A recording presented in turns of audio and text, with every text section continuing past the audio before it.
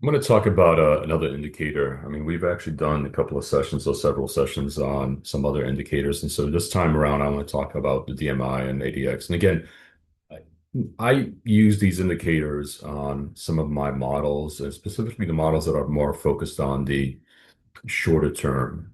Whereas I have a model that actually focuses on, 2 to 4 weeks. And so the technical indicators can actually be very useful to spot any specific trends or momentum that you may want to actually capture and maybe use to your advantage, obviously. But along with that, I have many other variables, within the model focused on more of the fundamentals also, as well as the macro indicators of what's going on within the economy, from exchange rates to interest rates. But again, this is one piece that I do like to use along with the other variables to actually help me to see where things are moving or progressing as far as uh, pricing as well as valuation. Um, and again, the longer duration model doesn't use any of this. It's really focused on fundamentals, all fundamentals, so none of these technical indicators.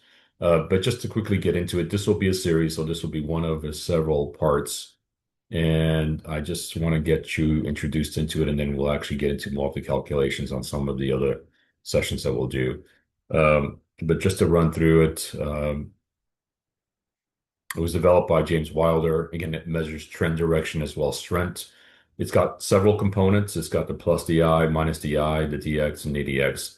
DI is simply directional indicator. So plus is the positive indicator, and the negative one is obviously the negative indicator. And DX is the directional index, and then you have the average directional index.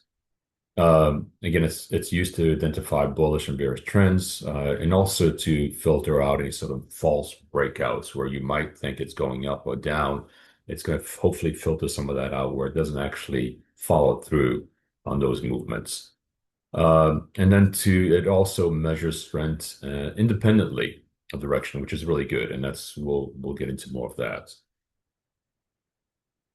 And again, foundational to ADX, again, DMI, and it also works really well if you're using RSI and MACD. We haven't covered MACD. We'll actually do that in another session or another series of sessions that I'll have just focused on that one. And it's very common to systematic trading, especially if you're looking at it shorter term durations versus longer term durations, which you can also use for longer term, but I'm not a big fan of that. So I wouldn't look at that. And here's a progression of what we're going to be following on as far as the next sessions.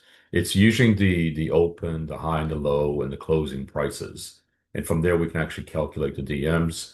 Um, we will also calculate the TR, which is the tracking range, and then we'll do some smoothing. We'll get into a smooth DI, and then the DX, which is the strength of the difference between the plus and the minus DMs, and then we'll get into an average DX. And so that's what we're going to be looking at in the future sessions. We'll actually do some calculations. We'll actually take an example and go through that, so you can actually have a good feel for what it does or how you get to its calculations, its values, and what it's really telling you. All right, thank you.